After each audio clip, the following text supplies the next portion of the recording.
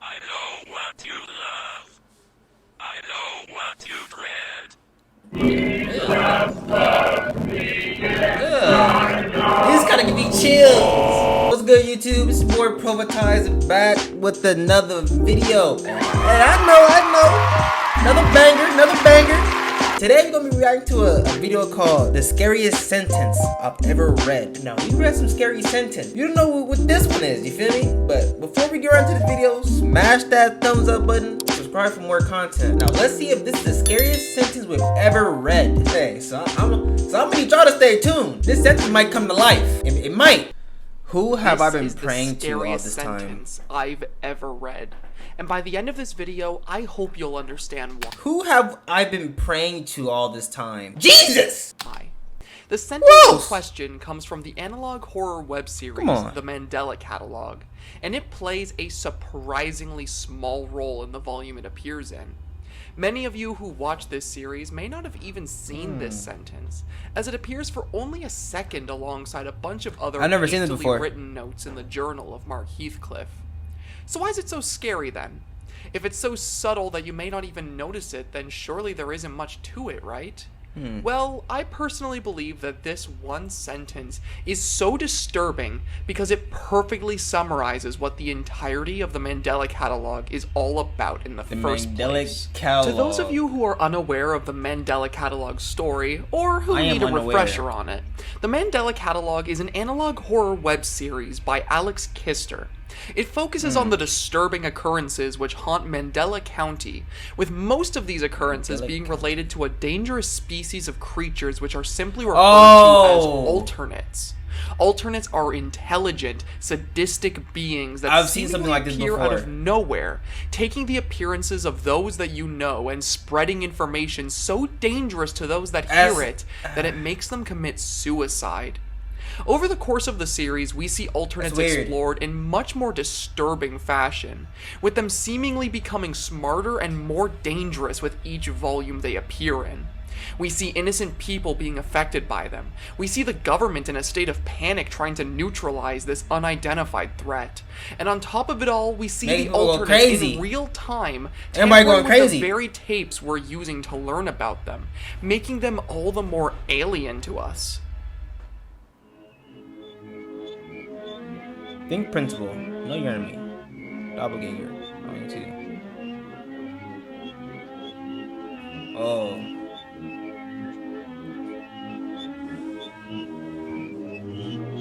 I see some differences. Got her face. Oh, what the fuck? Look at all that. This is creepy. Kind of caught me off guard. Like, what the fuck is the little random ass creepy faces? Perhaps the most terrifying of these examples, though, happens in the series' first volume and is elaborated on in future videos, when a young student by the name of Mark Heathcliff is followed home by an alternate imitating his friend, Caesar Taurus. In order to get away from the creature, Mark locks himself away in his bedroom, but the alternate doesn't try to break in. Instead of attempting to brute force its way inside, the alternate Caesar chooses instead to simply wait at the door day in and day out. Mark's room is on the second story of the house, so the doorway would be the only way he could leave, and all attempts to call the police are left with nothing. Mark is trapped and spends days in that room alone, with the only thing keeping him company being the monster outside, which constantly tries to tempt him to open the door. See, that's like and it's in this terrifying scenario that the sentence in question is finally written in the pages of Mark's journal. With nothing else to do and seemingly no way to escape this nightmare of a scenario, Mark in his hopelessness turns to prayer and God to save him from the monster outside his door. He writes to God every single night, praying for this to all go away and for him to be given the strength to survive. Did he ever confront though? Each day passes, and with each day we see Mark's faith get brought into question. Nobody seems to answer his prayers. Nobody ever comes to help him. No matter how hard he tries to see the light, nothing seems to go right for him. And that's when the sentence is written in the journal. Over and over and over again. He's recording everything. He can't He said 911. He had no luck with 911. How do you have no luck? You said a recording and everything. I don't know. I'm confused. It's written. I might miss something. Have I been praying to all this time? I And have the a friend or terrifying reality something. of this I don't situation know. is that we, the viewer, have known from the start. I know what you love. I know what you dread. This kind of give me chills. What the fuck? Yo. Why gotta be That's creepy right. like that? God himself, the very angel who Mark was praying to, has been an alternate the whole time. And we knew this from the first episode of the entire series. From the moment Mark started writing in his journal, we at this point in the series knew what was coming. And it made the moment where his writing devolved into... That face was weird. Like, now I can't get it out of my head. It's weird. I don't like it. The ramblings all the more disturbing. His last-ditch effort to find any kind of comfort in this horrible nightmare scenario only led to him feeding even more into his tormentors.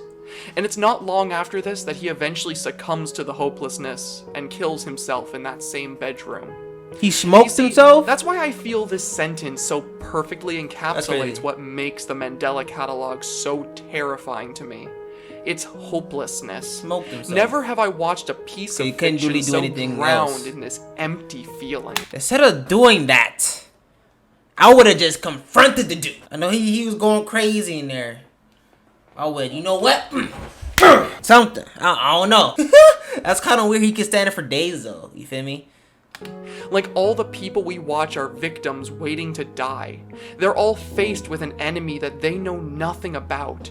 One that can seemingly appear at random, can look like anyone you know, and can spread so much misinformation at such a massive scale that you don't know what to believe anymore. Man. And just when it feels like things can't get any worse, you're constantly reminded that this takes place in a world where the very God that watches over everyone is actively against them, which is a piece of information that only we, the viewers, seem to be able to grasp.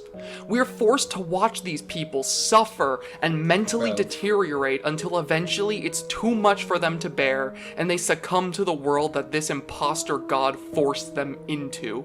Every single time I think about this series, it really gets to me just because of how haunting this scenario really is. No, it is. Not being able to trust anyone, not even the very religion you swore yourself to, is a genuinely terrifying thought.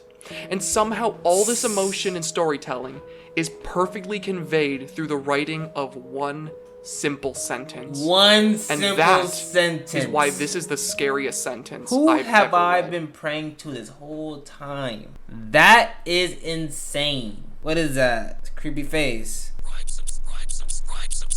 Those faces he was putting in the video was really giving me chills. I might have some nightmares. I don't know about y'all, but yeah, it might keep me up. If you guys stay to this part of the video, like, subscribe, all that fun stuff. But I'll catch y'all on the next one.